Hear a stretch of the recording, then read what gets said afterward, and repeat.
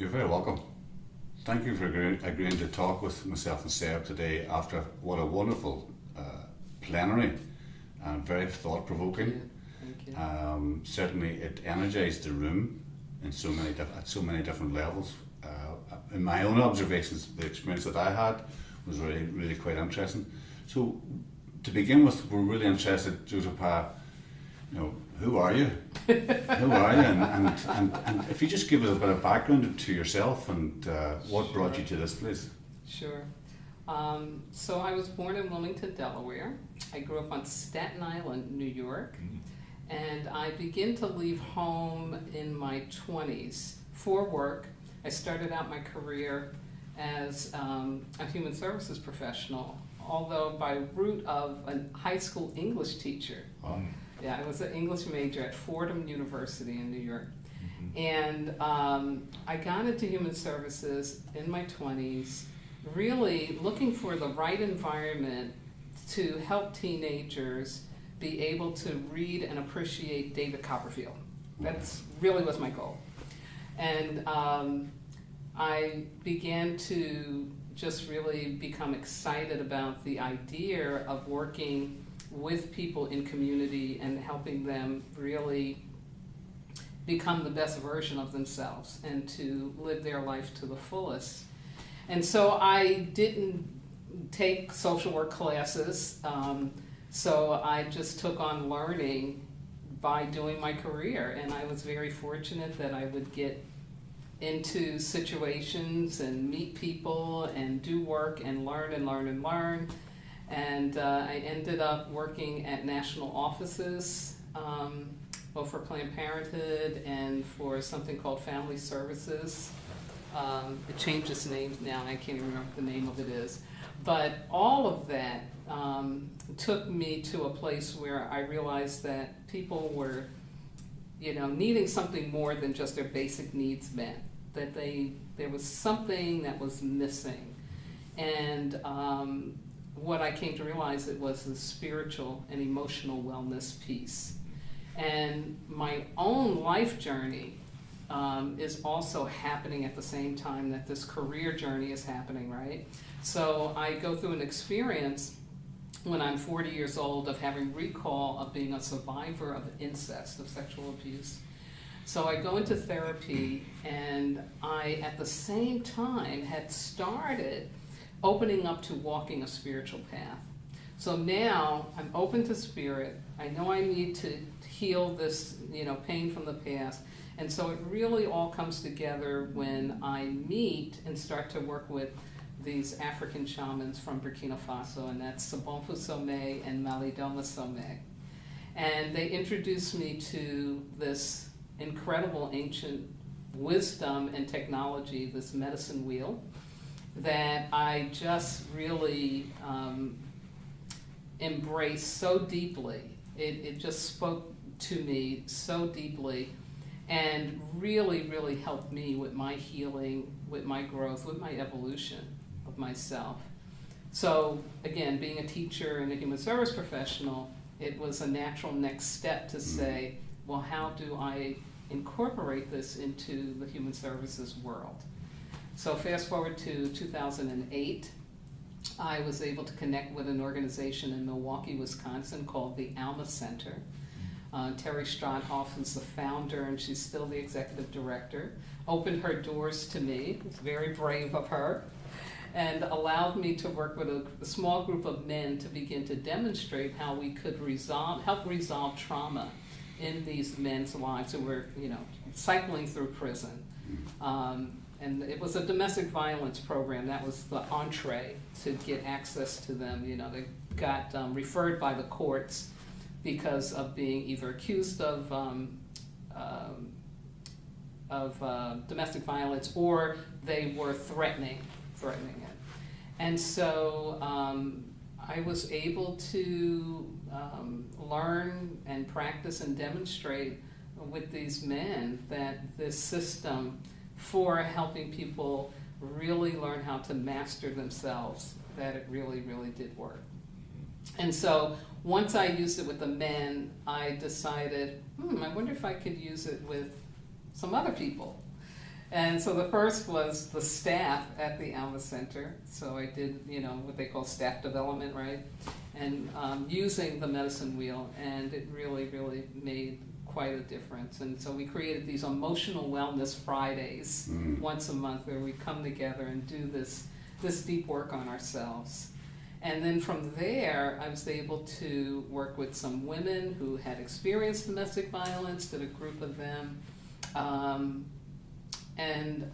Last year, 2 years ago, I started a group of leaders in Milwaukee, so people who were executive directors or doing some kind of a program.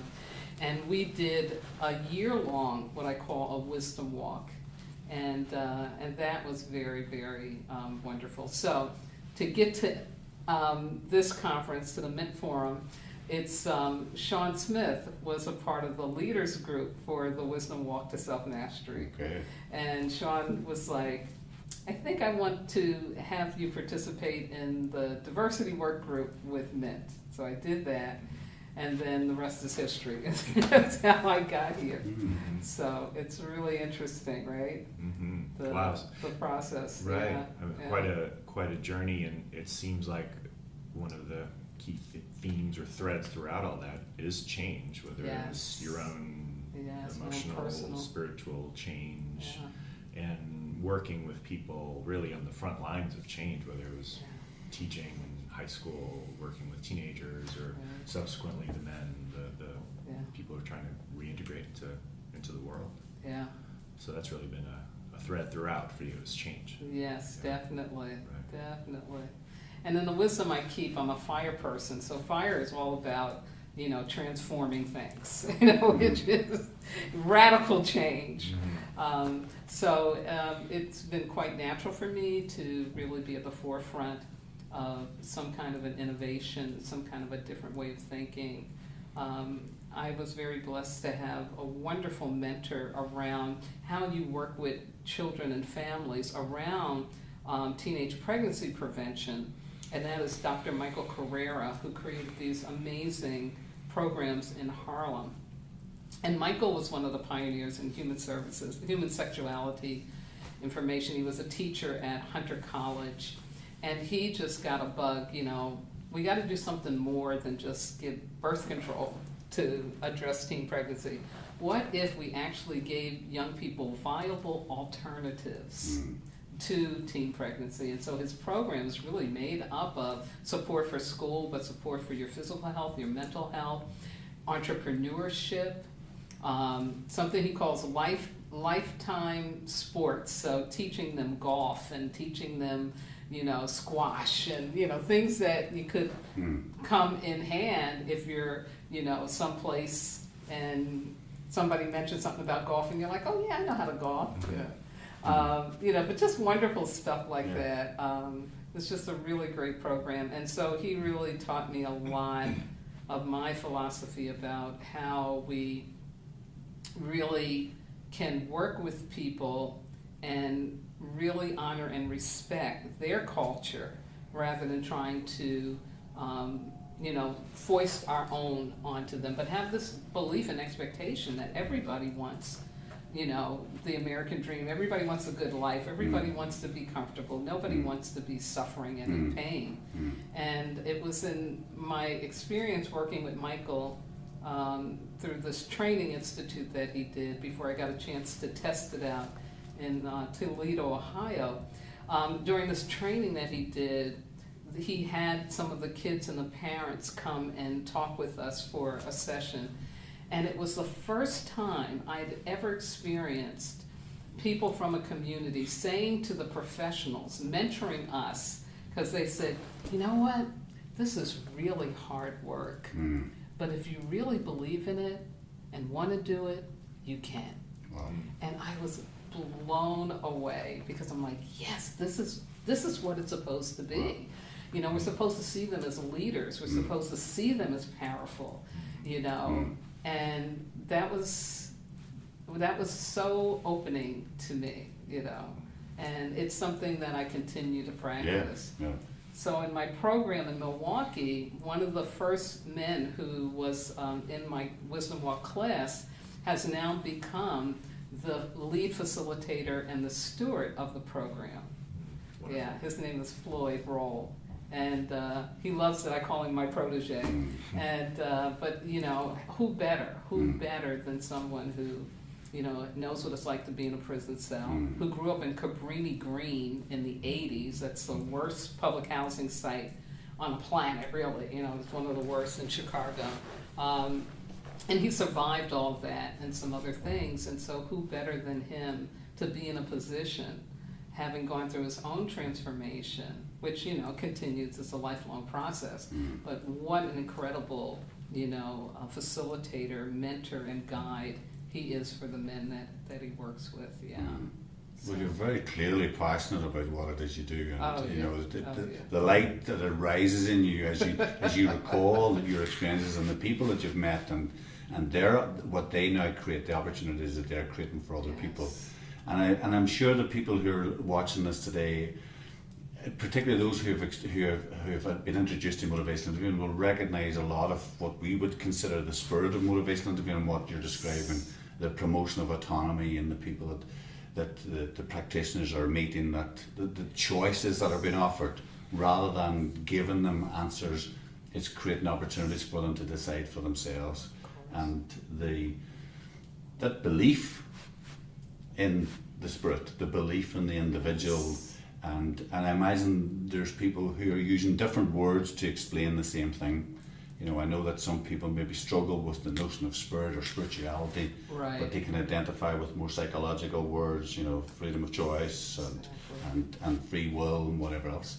But it sounds like you're describing something that resonates for all of us at some frequency. Yes. Yeah. And it's about the practitioners then. The opportunity we have is to tune into that frequency. Yes. And to be with them in that place, and let that emanate and grow. And so it's fascinating material that you're offering us, and it's so wide. And myself and Seb were talking beforehand. One of the things we were curious about is it's almost like there's 3 levels that we could be curious about here today. One is the wisdom that you've introduced to us, to us as individuals, who are people who happen to practice motivational as well. Then there's the teachers who are us as teachers as motivational, and then on a grander level, which is Mint, the individual Mint, and particularly around the notion of diversity and what are the opportunities and the challenges for us at each level when we take on board the wisdom that you're offering.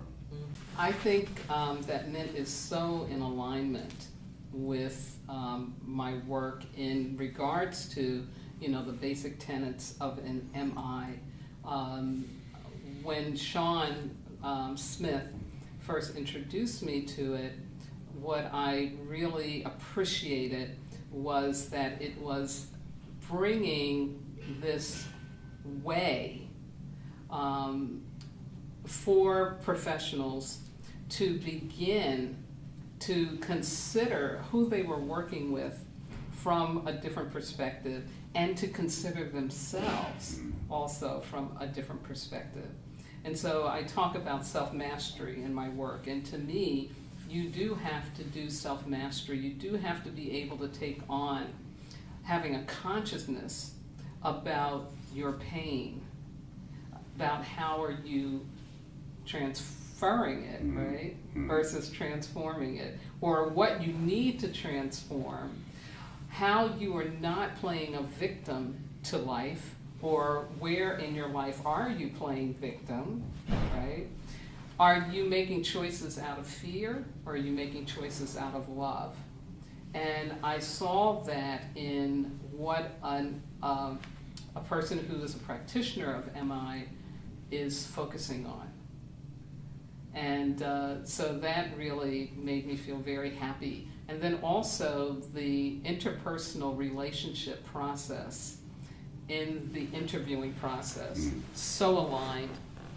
When I first would interview one of the men for my program, and that was the other thing too, even though they got court ordered in, and naturally then it's like, you know, they have to be there, right? So why would I talk to them about whether they wanted to be there or not?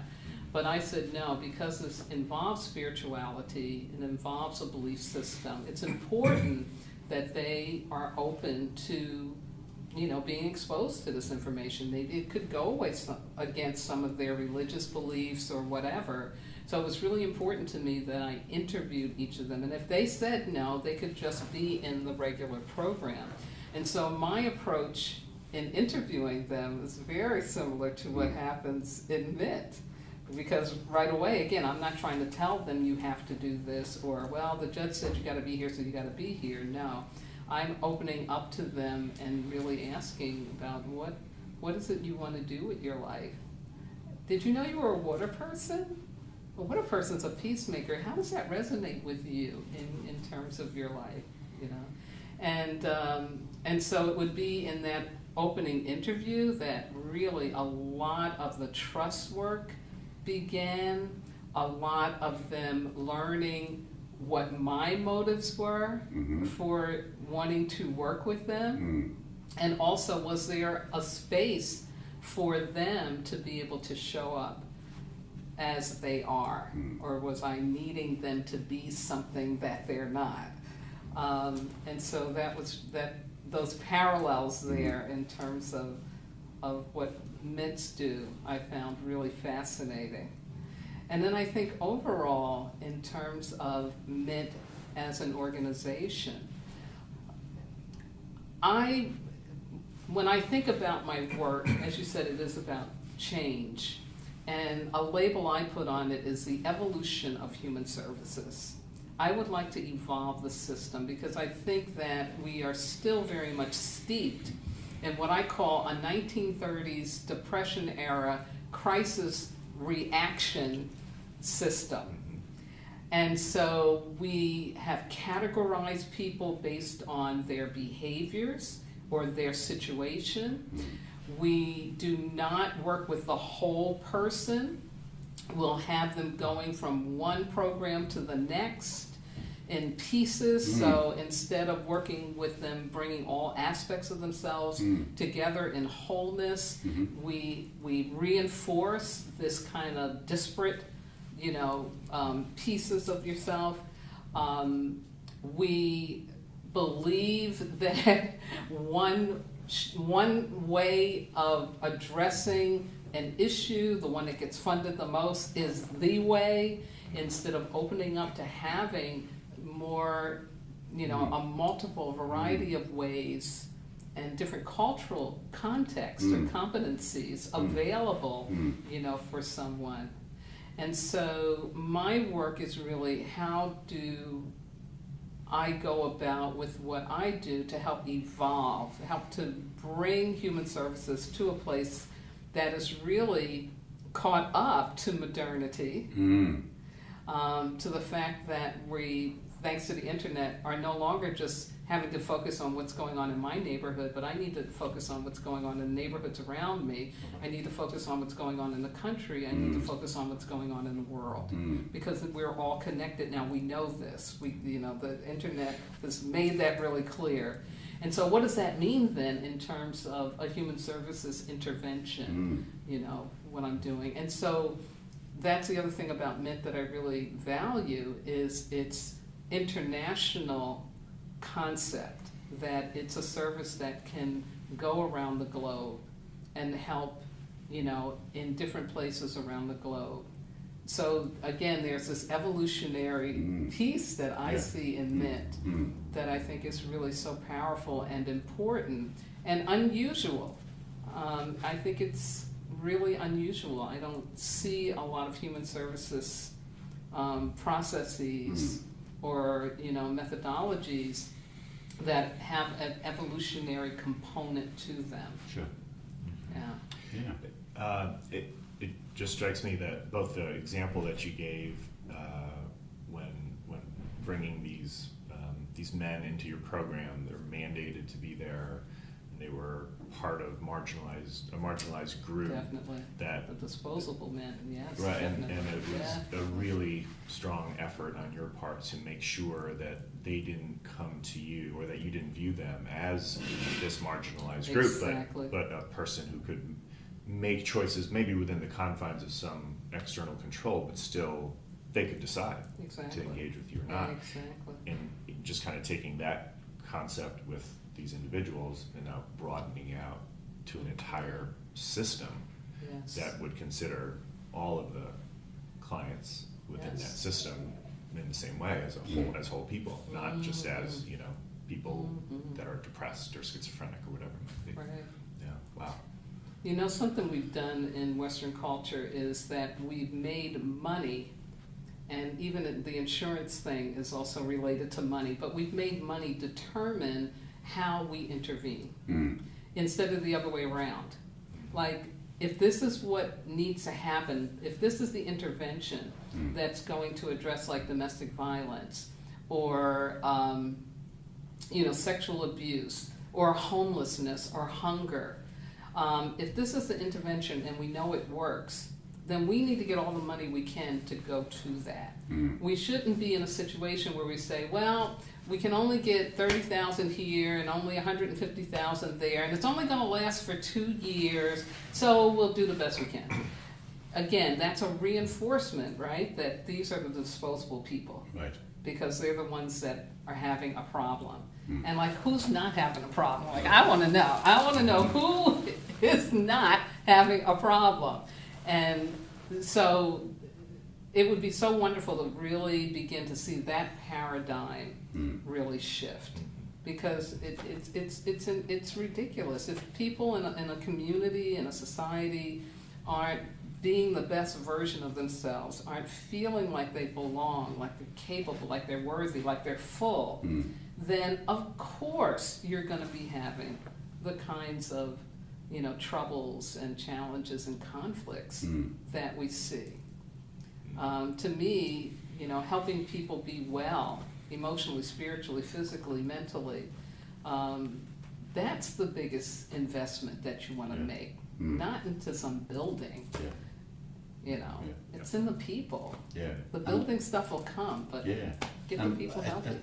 I loved the way you described, and certainly got me thinking differently, that the potential what we're witnessing in the world, particularly in the Western world, is the manifestation of, because of the crisis of the 30s, because of the trauma of the depression and war, that the system had to respond and had limited resources, so it had to channel within that form, and potentially we're still within that paradigm, but we've got more resources. And it sounds like what you're saying is part of what we can be doing is almost like the corporate parent, that those who have sight bring that awareness to other people in a way that allows that to shift without criticism, without judgment, to bring love to that paradigm in a way that allows that to go, you know, that was what it was and it needed to be that way. It's no longer what we need. We can do it this way for the same aim, which is the benefit of all. Yes. And I know that the short conversation we had with Billy yesterday, that one of the things he was describing was that his hope for Mint and for Mint practitioners is to bring that into the practice of human services, that it becomes a way, and that people understand that there are opportunities in every conversation we have to support and facilitate an individual to really light up to themselves. Because the world's a better place the brighter you shine. That's right. Wow, okay. And I'm conscious of, as is often is the case when we sit down with our guests, that, you know, this clearly could go on for a long time, and I know lots of people would like to hear more from you, Jojopah. And if it's okay, if people were to be curious to find out more about you, or to answer questions or ask questions that you may be able to have, if you're comfortable, if people could contact you, how could they do that? Sure. Through email, it would be higherexpectationsconsulting.com. My phone number is 414-366-4832. And I do text. I'm on WhatsApp for people who are, you know, not in the United States. And those two avenues probably would be really good for me to get questions or information and be able to respond back. Thank you. Wonderful. Yeah. Well, thank you so much for joining us this late morning, I guess it is, and thank you for having me. We look forward to having you continue on with us on the journey that Mint is taking. Yes, yes. Thank you so much. Thanks, Jojopah.